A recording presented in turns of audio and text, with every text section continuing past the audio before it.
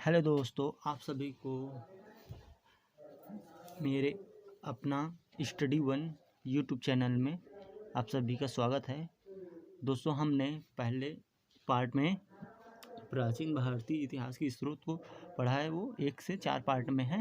ये हम लोग का सेकंड पार्ट है, प्रागैतिहासिक काल है। आइए दोस्तों, फिर स्टार्ट करते हैं हम लोग। इतिहास का विभाजन प्रागैतिहास आदि इतिहास व इतिहास 3 भागों में किया गया है। मतलब प्रागैतिहासिक काल को इतिहास का विभाजन प्रागैतिहासिक काल, अधैतिहासिक व इतिहास 3 भागों में किया गया है। जिस काल में मनुष्य ने घटनाओं का कोई लिखित विवरण उद्धृत नहीं किया, उसे प्रागैतिहासिक काल कहते हैं। अधैतिहासिक काल उस काल को कहते हैं जिस काल में लेखन कला के प्रचलन के बाद उपलब्ध लेख पढ़े नहीं जा सके हैं, और मानव विकास के उस काल को इतिहास कहा जाता है जिसका विवरण लिखित रूप में उपलब्ध होता है। मतलब मानव विकास के उस काल को इतिहास कहा जाता है जिसका विवरण लिखित रूप में उपलब्ध है। और ज्ञानी मानव का प्रवेश इस धरती पर आज से लगभग 30 या 40 हजार वर्ष पूर्व हुआ। मतलब ज्ञानी मानव होमो सैपियंस का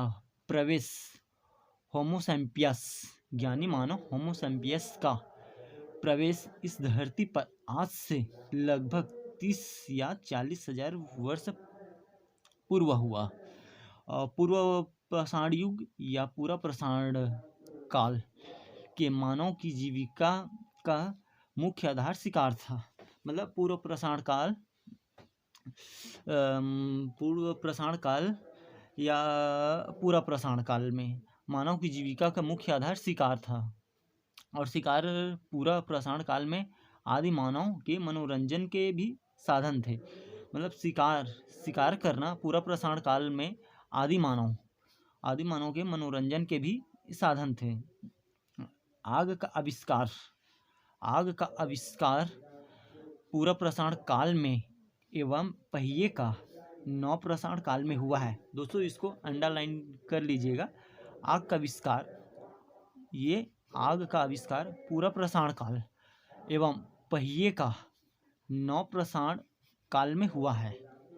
और मनुष्य में स्थायी निवासी की प्रवृत्ति नव पाषाण काल में हुई तथा उसने सबसे पहले कुत्ता को पालतू पशु बनाया। मतलब नव पाषाण काल में उसने सबसे पहले कुत्ता को पालतू पशु बनाया है। और मनुष्य ने सर्वप्रथम तांबा धातु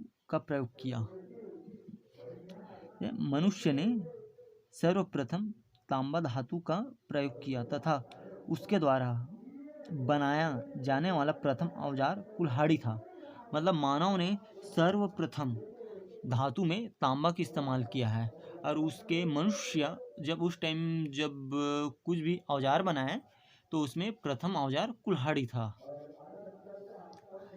और कृषि का आविष्कार नव पाषाण काल में हुआ है। कृषि का भी, जो ऐसे हम लोग आजकल कृषि करते हैं, उसका भी आविष्कार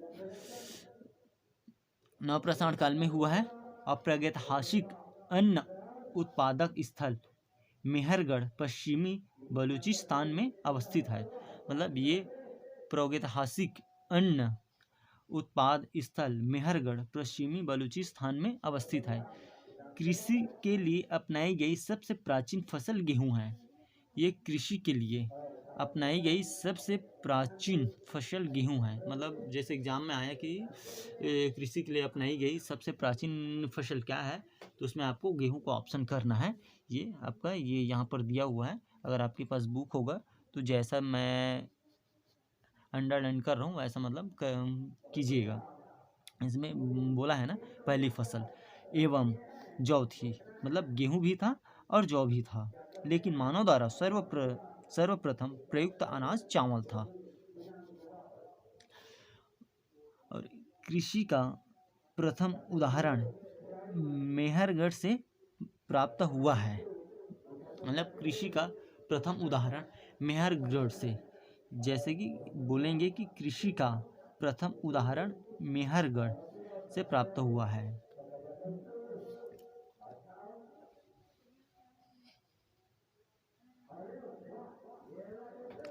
और भारत में पूर्व प्रस्तर युग के अधिकांश औजार स्फटिक पत्थर के बने थे। रॉबर्ट ब्रूस फूट पहले व्यक्ति थे जिन्होंने 1863 में भारत में पूरा प्रसारणकालीन औजारों की खोज की। मतलब इसको अंडरलाइन कीजिएगा, रॉबर्ट ब्रूस फूट, ये रॉबर्ट ब्रूस फूट पहले व्यक्ति थे जिन्होंने 1863 में भारत में पूरा प्रसारणकालीन औजारों की खोज की। मतलब एग्जाम में आएगा कि पूरा प्रसारणकालीन औजारों की खोज किसने की और ये कौन से सन में किया, तो सन है आपका 1863 है, और रॉबर्ट ब्रूस फूट जो पहले व्यक्ति थे जिन्होंने पूरा प्रसारणकालीन औजारों की खोज किया था।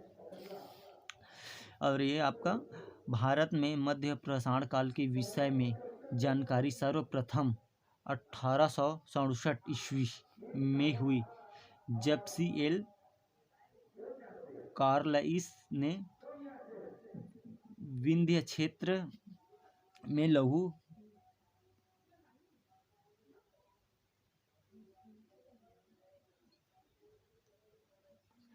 पाषाणोपकरण खोज निकाले।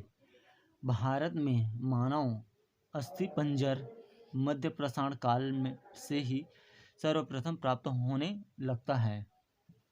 अरे ये भारत में नव प्रसारणकालीन सभ्यता का आरंभ ईसा पूर्व 4000 में लगभग हुआ है। मतलब ये भारत में नव प्रसारणकालीन सभ्यता का प्रारंभ, मतलब भारत में नव प्रसारणकालीन सभ्यता का प्रारंभ 4000 ईसा पूर्व में लगभग हुआ है। और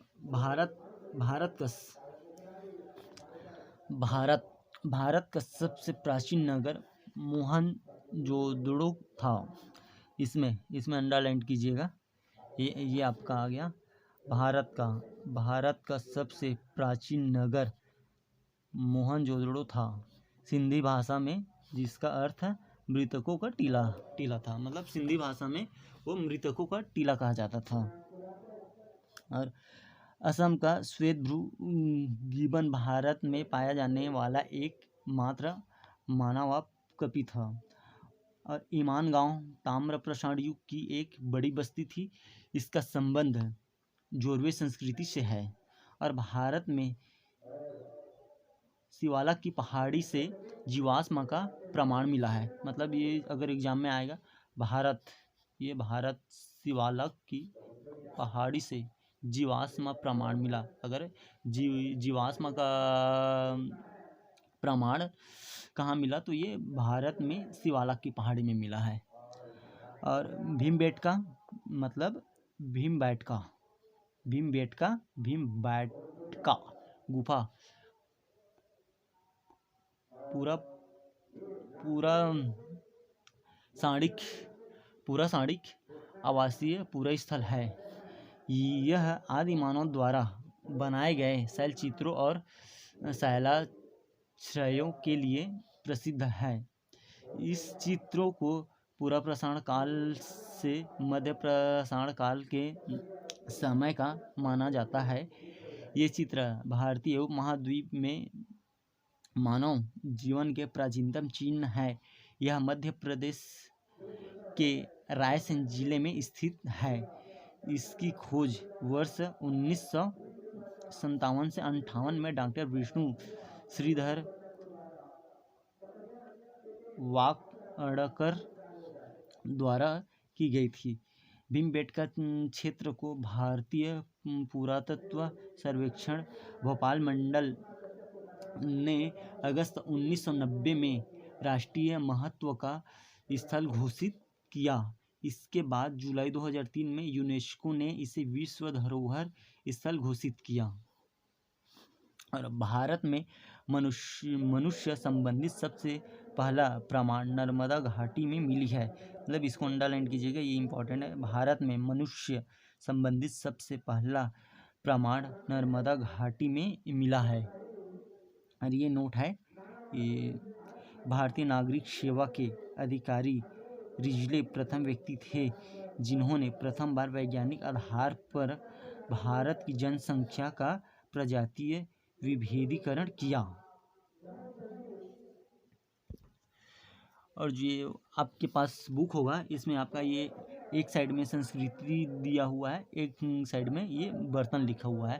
तो मालवा संस्कृति काला तथा लाल, और बुर्ज होम धूसर है, और जोखे है लाल है, द नव प्रसाण है चमकीला धूसर है, और पूर्वी नव प्रसाण है भूरा लाल है। तो दोस्तों ये हम लोग का प्रागैतिहासिक काल ये फर्स्ट पार्ट में हो गया है। ये आपको जल्द यूट्यूब में अपना स्टडी 1 में आपको मिल जाएगा। दोस्तों देखने के लिए आप सभी का धन्यवाद। चैनल को लाइक कीजिए और सब्सक्राइब कीजिए अगर आपको वीडियो पसंद आए तो। धन्यवाद।